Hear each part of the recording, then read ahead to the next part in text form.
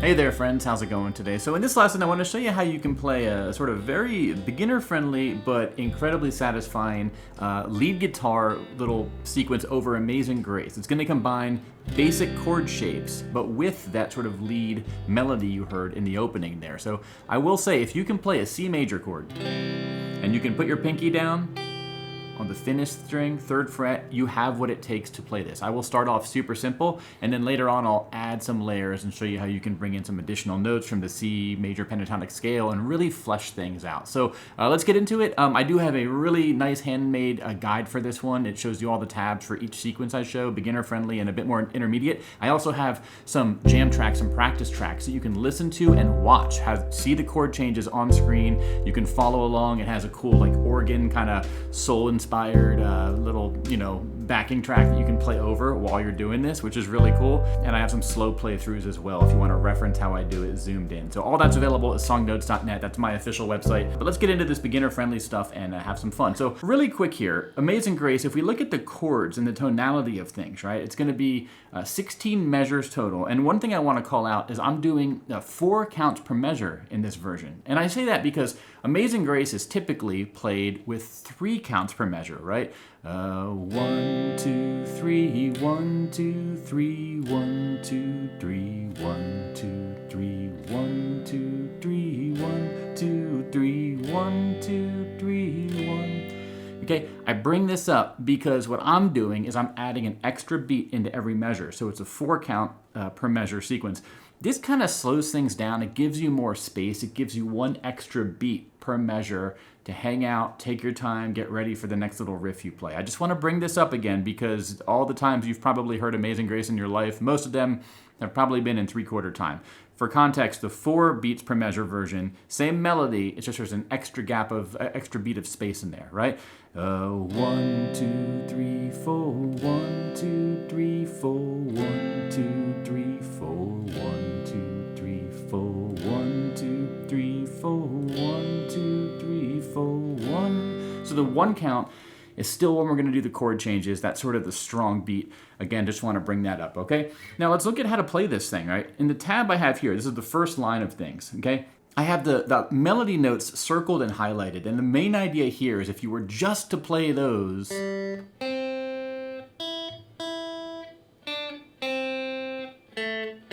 right? That's going to give you that recognizable Amazing Grace melody. But we want to add a little bit more to it than that, right? And what we're going to do is use these basic chord shapes. So in this line, we're going to use our C major, okay? And then for the F, we're just going to do this mini version of F, which is strings 4, 3, and 2. And if you've never learned this before, do not fear. All this is, look at it, it's C major. You're just taking your ring and your middle finger, and you're moving them 1 string thinner each. So then you just play frets 3rd, 2nd, 1st on strings 4, 3, 2. That's your F, okay? So this is your C, that's your F.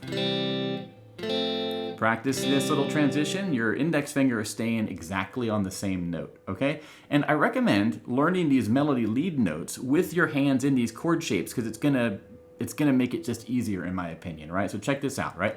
The first couple notes we're gonna play is the open 3rd string, which is open even when we're playing a C major chord, and then we play the 2nd string, 1st fret. But when we play that, we're actually gonna strum the C major chord, and we're gonna stop our strum just after we play the 2nd string. Notice how I'm not playing the thinnest string. What this does is it lets this note stand out as our melody note, right? Okay, that's amaze. Now, the next note, it's gonna be the open thinnest string. Zing, grace. Okay, so again, our left hand is staying totally still there. All we're doing is having to aim with our pick. Get that open 3rd string, then the open 1st string. And on that 2nd strum of C, we're gonna get all 5 strings so that we end with that thinnest string, okay? Now we're gonna have to put our pinky down on this 3rd fret of the 2nd string here, and that's gonna sort of walk us down into this F little formation here. And the melody note is that 1st fret note on the 2nd string, okay? And then we're gonna play the 2nd fret and the 3rd string, which our finger is already on for the F, right? and then we're gonna switch to the C. But here, when we do the C, we're only gonna play the thinnest, or I should say the thickest 3 strings of the C. Because again, we want the melody note, the circled note, to be the note that stands out the most. So we don't wanna play anything that's higher in pitch, otherwise those notes would sort of step in the spotlight, right? So the first line, right, if we did it really slow, amazing grace, how sweet the sound. Okay, practice that over and over. Take it nice and slow. Now the second line is going to start off the same way, but here in this third measure, we're going to do a G, and we're going to do just a really mini version of this G. Instead of doing all 6 strings, which you could do if you want, we're just going to do the thinnest 3 strings. Okay? And then moving into this next measure, we're doing this little chromatic walk down from this G to the G7, right? The G7 typically is played like this if we did all 6 strings, but we're just gonna do the thinnest 3 strings, right? Open, open, first fret on the thinnest string. And that walk down, I do it with my pinky, then I'll use my ring finger. You could use any other finger if you want. You just wanna end right here with this G7 sort of mini voicing. First fret on the thinnest string, second and third strings are open. Okay, so the second line.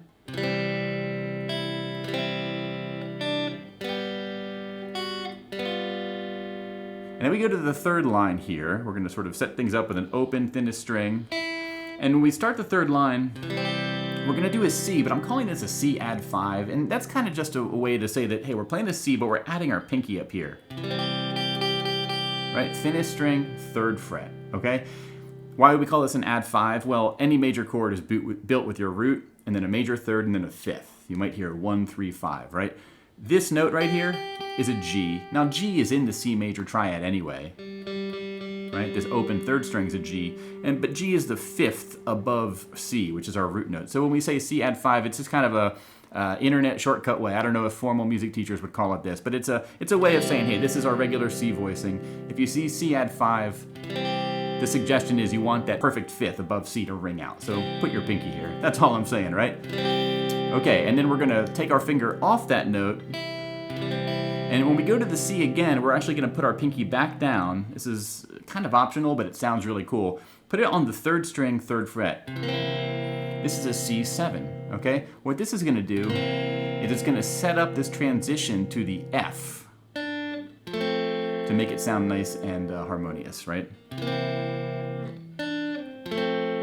Okay, so our pinky actually in those first 2 measures is gonna have to do the third fret of the thinnest string, then the third fret of the third string, and then the third fret of the second string, which is what we play at the end of the second measure. So let me play that whole third line beginning.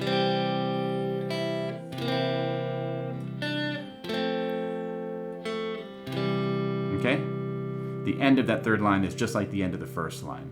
Okay, I'll show you how all this sounds when you put it together. I just want to walk you through it. Then end that third line with the open G string, and then back to our C with the second string ringing out.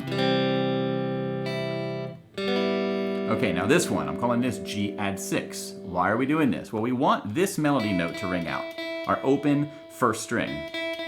Now this note is an E. E is a major 6 above G. This note is not normally in the G major chord, but we want that melody note to be played over G major. So that's why I'm saying G, add 6, right? Bring our pinky back down, and then do our F. Now normally, Amazing Grace might resolve to a C in this penultimate measure. I'm going to an F because I want to be different, and I just got inspired to do that when I was arranging this, right? But that last 2 measures.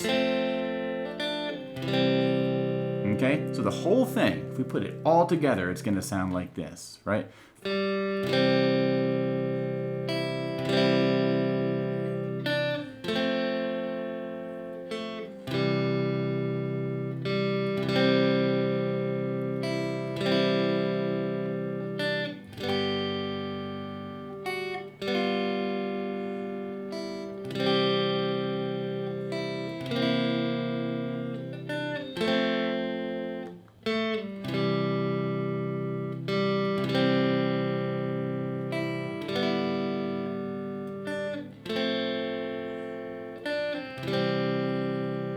and then you can repeat it. Head on over to my website if you want to hear what I just did, zoomed in, tabs on screen, slowly, no mistakes. I'll make sure I put that as far as my slow playthrough. So that's how you would get started with things if you just want to take that core melody, play it with the chords, and you can even play it over the backing track as I've showed you there, right? But here is the cool part. I want to give you some quick tips on how you can take this Amazing Grace melody and add some additional runs and fills and flourish, but all in the same open position and all using the same sort of just basic chord notes, the C major pentatonic scale, right? And at the end of this, I'll show you a preview of one version I put together, and I have tabs available with a slow playthrough on my website as well if you want to sort of get that. But the main idea here is, right, put your hand in a C major shape, play that C major chord. Right? Now I have a lesson showing you the major pentatonic scales in open position. C major pentatonic is the one I recommend starting with because it's so straightforward to play. You can just keep your hand here.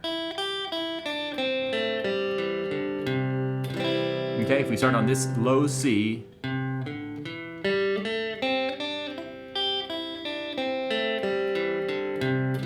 all I'm doing is sort of adding or removing these three fingers, right? My index finger is staying totally still on this note the entire time. Now here's the cool part. All those notes are all we need to play the Amazing Grace melody, okay? And we can sort of use those notes and little runs within these notes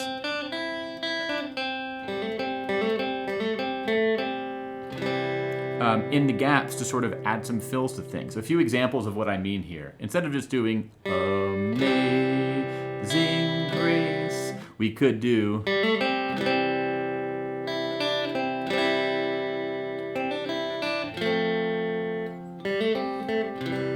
okay? What am I doing there? The notes that I'm pulling from, okay, it's all third string, second string, and first string, right? The third string, it's all open to second fret, right? On the second string, it's all first to third fret. And on the thinnest string, it's all open to third fret. Okay?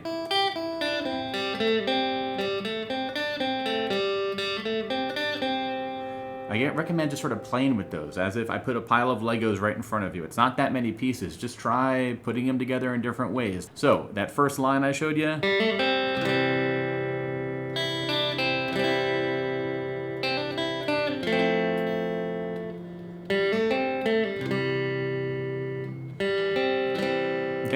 that is a little preview of what I'm talking about. I'll play it out here, showing you how you can do this sort of thing, but head on over to my website if you want to get a full playthrough, and again, the tab I have has a sample tab of doing this. There's no one way to add fills and flourish. You can do it however you want. I'm sort of doing what works for me here, but let's get into this, and I'll play this one out, but thank you all very much for watching. Again, songnotes.net, that's my website. You can view all the other videos for this lesson, the playthroughs. You can get the practice track. It's amazingly helpful to play over with and play along with. Membership includes access to all my other extended videos, my courses, my practice tracks. So tons of stuff is waiting for you there. I hope you found this helpful. So let's cue this play out up, and I'll see you on the other side. All right, this is how you can do it. Let's go.